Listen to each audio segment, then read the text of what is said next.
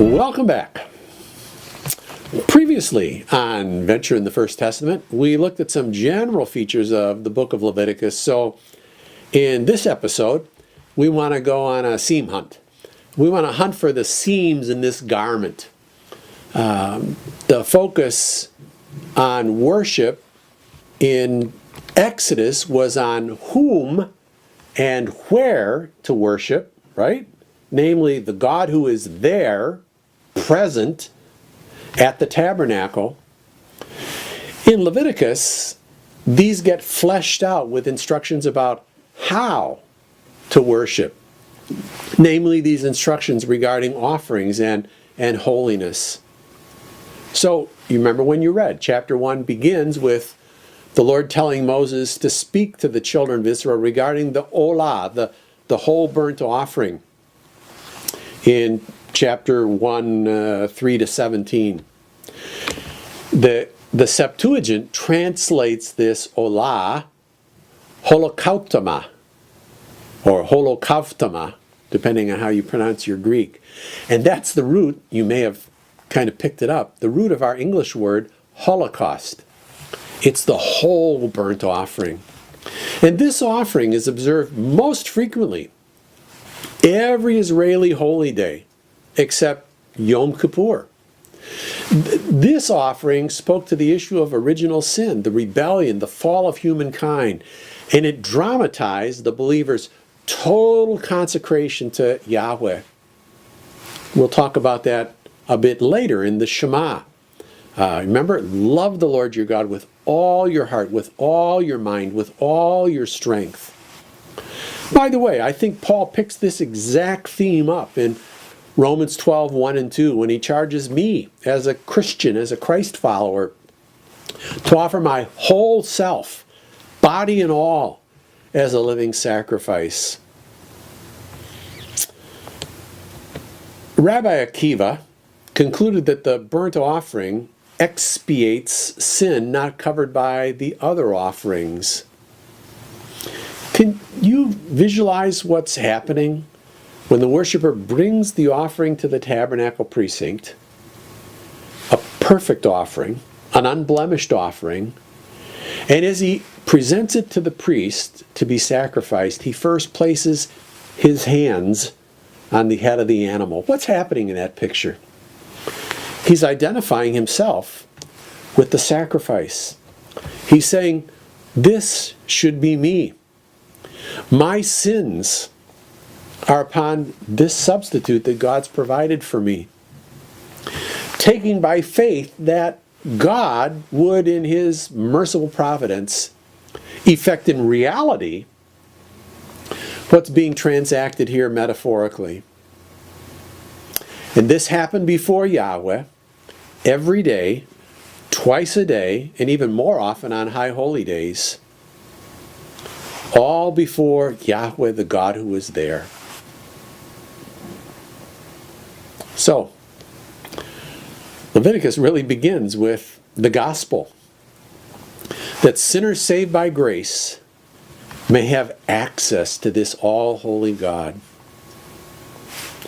Then chapter 2 teaches about the mincha, the meal or the tribute offering that followed the daily olah, burnt offerings, and was sometimes observed alongside the shalamim, the peace offerings. The mincha was made of fine meal with some salt as a preservative and oil and frankincense, so that, remember reading in the text, this produced a soothing aroma to the Lord, expressing gratitude to God for his forgiveness, his reconciliation through the olah, the burnt offering. In the olah, the burnt offering, they symbolically offered themselves. In the mincha, the meal offering, they offered the produce of their work. And then chapter 3 teaches the significance of the shalamim, that's a plural, the peace offerings, which dramatized restored fellowship. What had been disintegrated has been reintegrated, made whole. This reuniting, reintegration of God and his people. Both the offerer and the relationship were made shalom, whole. Again, what had been disintegrated is now reintegrated.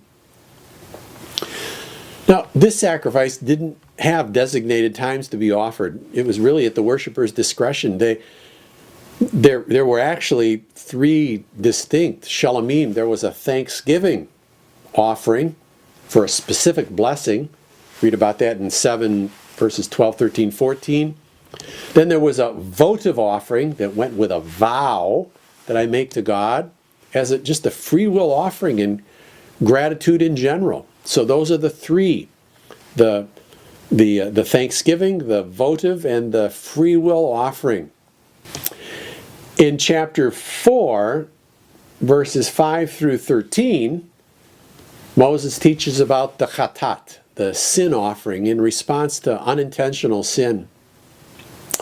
We already read about the burnt offerings and the peace offerings, actually in the Genesis narratives. You see them in chapter 12, 13, 26, 33, 35. But the chatat, the sin offering, and the guilt offering, we'll talk about later, in these, you read about offering being made for sin that was inadvertent, unintentional. Chapter 4. For sins of omission. Chapter 5. This offering effected expiation. It satisfied God. And it effected purification of the pollution and the defilement of sin. It made the sinner right with God. Mentioned the guilt offering in chapter 5, verse 14 on into chapter 6. Moses talks about the asham, the guilt, or maybe better, the guilt reparation offering is taught. This offering addressed reparations. It's more than saying I was wrong and meaning it.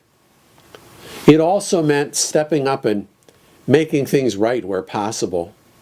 You noticed in reading that here the restitution was in full plus 20%. And then what follows in chapter 6, verse 8, are some brief instructions to the priests regarding each of these offerings.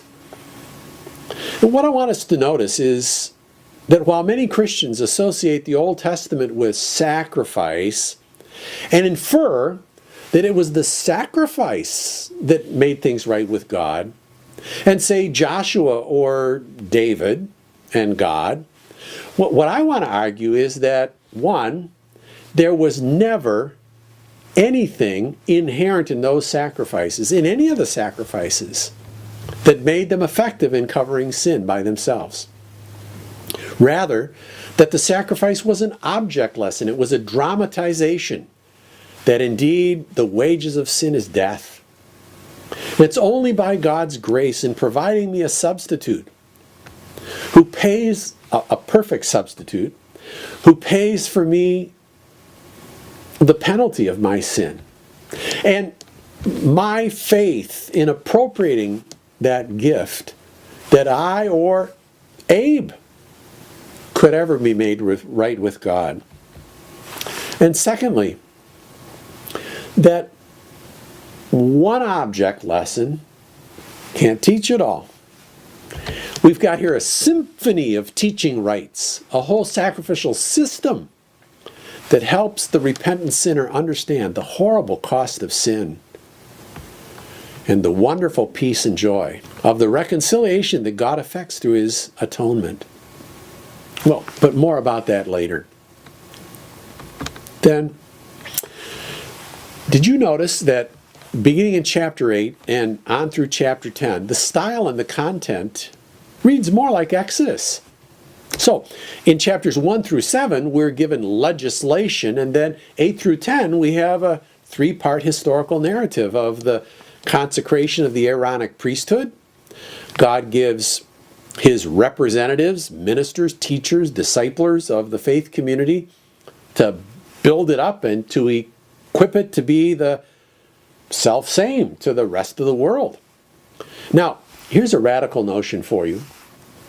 Some of you thought Paul invented this notion when he wrote to the believers at Ephesus.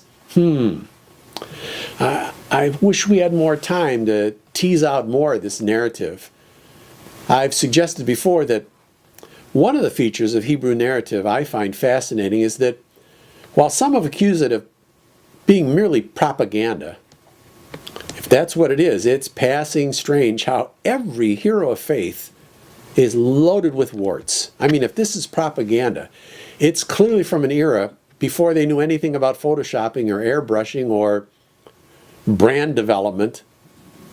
So, who's the lead priest? Right, Aaron. And what do we already know about Aaron? Right, Exodus 32. This was the ringleader who, in Moses' extended absence up the mountain, directed the collection of everyone's jewelry so that they could fashion for themselves a golden calf to worship. This is the guy in leadership position who says to the community, "This is your God, O Israel, who brought you up from the land of Egypt." Really? I don't see how anyone can read this narrative without reading between every other line God's grace. God's amazing grace.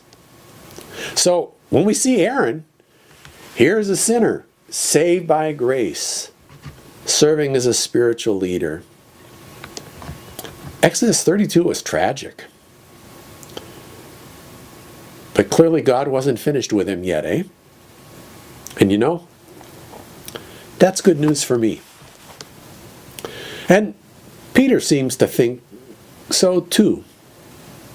He seems to think that it's apropos because in 1 Peter chapter 2, the apostle, writing under the inspiration of the Holy Spirit, tells his first audience of Christ followers, and by extension I think you and me, that you and I ourselves, like living stones, are being built up into a spiritual house to be a holy priesthood, to offer spiritual sacrifices acceptable to God through Jesus Christ. I think the Apostle John seems to think that the mission of Abe's and Dave's and Jerry's and Zach's generation is my mission too. We'll see later that Isaiah understood this same mission of declaring God's glory and grace to the nations as he declares that Yahweh himself said, "Look unto me and be saved, all the ends of the earth. For I am God, there is none else. I have sworn by myself, the word has gone out of my mouth in righteousness, and shall not return, that unto me every knee shall bow, every tongue shall swear. Surely shall one say, in the Lord have I righteousness and strength. Even to him shall men come, and all that are incensed against him shall be ashamed. In the Lord shall all the seed of Israel be justified and shall glory." So, it's no big surprise that Paul believes this mission ain't accomplished yet. Romans 14:11. Or in John is still looking forward in Revelation 5, 9, and 10, and he sees this choir of saints, an Old Testament term, these saints in glory singing about the outcome of this priestly mission. "Thou art worthy to take the book and open the seals thereof. For you were slain and have redeemed us to God by your blood out of every kindred, every tongue, every people and nation, and has made us unto our God kings and priests, and we shall reign on the earth." Then, in chapters 11 through 15, the style changes back to legislation, this time regarding purity. And we'll think more about that when we get back together.